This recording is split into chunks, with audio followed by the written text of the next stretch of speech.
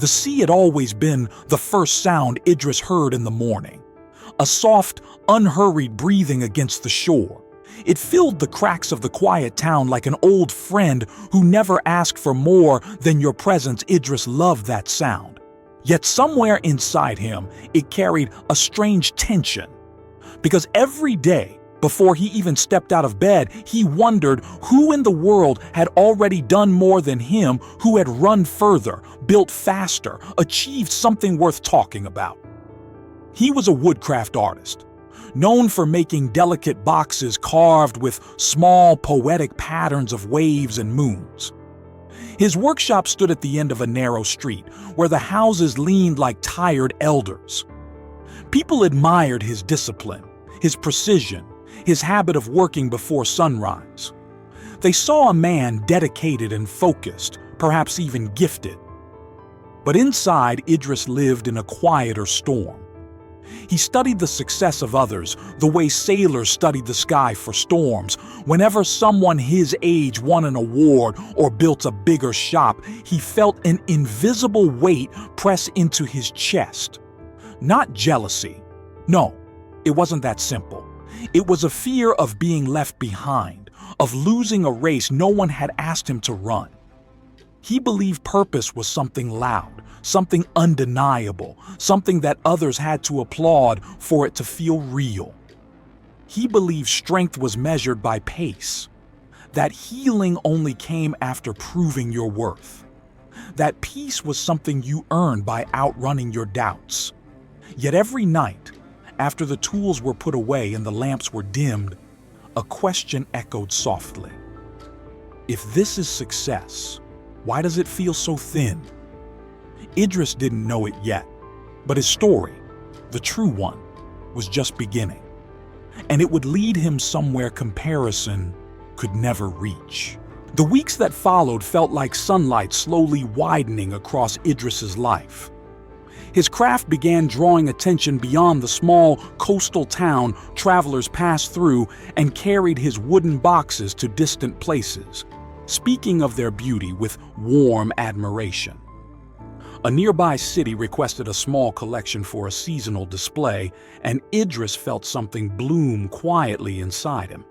A sense that he was finally moving, finally becoming someone others noticed. His days stretched longer, but he didn't mind. There was energy in his steps, a growing pride in the way people nodded at him in the market or stopped by the workshop to watch him work.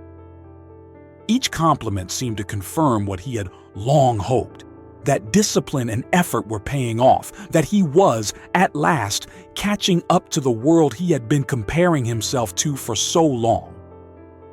Yet at night, when the streets grew still and the lamps hummed low, Idris sometimes felt the old restlessness flicker. Success brought joy, yes, but also a sharpened pressure to keep rising, keep proving, keep outrunning the quiet fear of falling behind again. Still, he believed he was on the right path. He couldn't see the crack forming beneath his feet. The turning point arrived quietly, the way storms sometimes do, not with thunder, but with a subtle shift in the air. Idris had been working on his largest commission yet, a set of ornate boxes for a well-known merchant.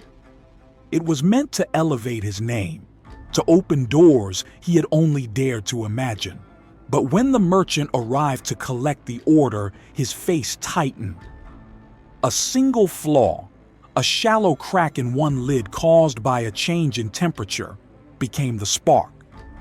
He accused Idris of carelessness, of wasting his time, of pretending to be more skilled than he was. The word stung deeper than Idris expected. By evening, the merchant had spread his disappointment across the town like spilled ink. Orders were canceled. Curious eyes in the market turned cautious. The praise that once lifted him now felt like sand slipping through his fingers. Idris tried to work, but his hands trembled. Shame wrapped around him like cold rope. It wasn't just the failure. It was the fear that everyone would see he was never enough to begin with. His rise had been bright, but in a single week, the world he built began to collapse. Idris refused to believe the fall was real. He told himself the merchant had overreacted, that the town was simply confused, that with enough effort he could stitch his reputation back together, so he worked harder, waking before dawn, carving until his fingers ached, forcing perfection into every grain of wood as if precision alone could undo what had happened. But the silence from customers grew heavier each day. The workshop, once alive with footsteps and warm conversation, felt hollow. Still, Idris pushed on, convincing himself that stopping, even for a breath, would mean accepting defeat at night. He replayed the merchant's words again and again, desperately trying to reshape them into something less painful.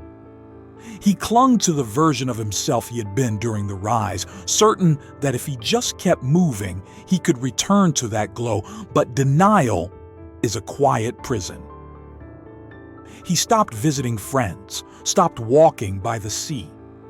Even the sunlight filtering through his workshop windows felt sharp, exposing the truth he wasn't ready to face. Idris wasn't rebuilding. He was sinking. Deeper into obsession, deeper into fear, unable to admit that the path he'd been chasing was no longer his. One fog-washed morning, when Idris finally stepped outside after days of isolation, he wandered toward the old lighthouse at the edge of town. He didn't know why, only that something inside him felt too heavy to carry alone. The path was overgrown, the air cool and soft, as if the world itself was whispering for him to slow down. There, beside a garden of wilted flowers, stood an elderly woman tending the soil with gentle, patient hands.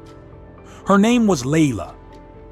She looked up, offered a small smile, and said, "You look like someone who's been holding his breath too long." Idris tried to hide his exhaustion, but her gaze was calm, unhurried, untouched by judgment. She handed him a small trowel. "Help me loosen the earth," she said.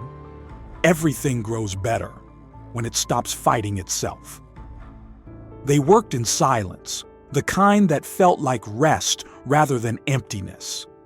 When Idris finally spoke of his failure, his trembling hands, and the weight of comparison, Layla simply nodded. "Maybe," she said softly, "your worth isn't disappearing. Maybe it's just changing shape." Her words settled into him like warm soil around a fragile seed. For the first time in weeks, something inside Idris unclenched. Idris returned to the lighthouse garden the next morning, unsure whether he was seeking Lala's company or simply the quiet safety her presence created. She greeted him with the same gentle ease, as though nothing in the world needed to be rushed. Together they tended the soil, watered seedlings, and cleared fallen leaves. There was no talk of success or failure, only the simple rhythm of doing one small thing at a time. Slowly, Idris felt his breath deepen, his hands steadied. The tremble that had haunted him began to fade, replaced by a softer, humbler kind of strength. Layla never offered grand speeches. She taught through the smallest acts. When a seedling drooped, she whispered, "Not broken, just adjusting." When Idris apologized for mistakes, she smiled and said, "Growth isn't tidy." Back in his workshop, Idris no longer carved to impress or outrun his doubts. He sanded edges patiently. He repaired old tools instead of buying new ones. He helped a neighbor fix a splintered chair without mentioning payment. These tiny gestures didn't feel like a rise. They felt like belonging. Healing wasn't dramatic. It was gentle, almost invisible. But each quiet step became a bridge back to himself. Months passed, and the town slowly noticed the change in Idris, not because he announced it, but because peace has a way of revealing itself. He walked with steadier steps, spoke with softer edges, and no longer carried the frantic need to prove anything. His craft returned to life, but with a different spirit, slower, more deliberate, shaped by presence rather than pressure. People began stopping by his workshop again, not for spectacle, but because his work felt warm, honest, and human. Idris welcomed them, without the old knot of comparison tightening in his chest. If someone praised another craftsman, he smiled genuinely. If someone asked for simple repairs rather than grand commissions, he gladly agreed.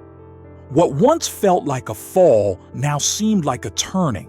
What once felt like failure had become space, room to grow, room to breathe. The lighthouse garden flourished too, a quiet mirror of his own rebirth. Some mornings, Idris sat with Lala on the stone steps, sharing tea as the sea breathed softly against the shore. He no longer chased purpose, he lived it. He no longer measured his path against others. He honored his own. A new dawn had come, calm, golden, and entirely his. Idris's story settles like a tide returning home, gentle, steady, carrying a quiet wisdom. The lighthouse garden still blooms each season, and his workshop glows with the warmth of honest craft. But the true transformation lives inside him. The understanding that purpose is not a race, and grace is not earned by speed. And now, this story turns toward you. Here are the lessons Idris learned, the ones worth carrying into your own journey. Your path is not meant to look like anyone else's. Failure doesn't end your story. It clears the space for a truer chapter. So breathe. Walk your road with courage. And if this story brought you something gentle, a spark, a reminder, a bit of peace, share it with someone who might need it too. Your path is enough, and grace will meet you where you are.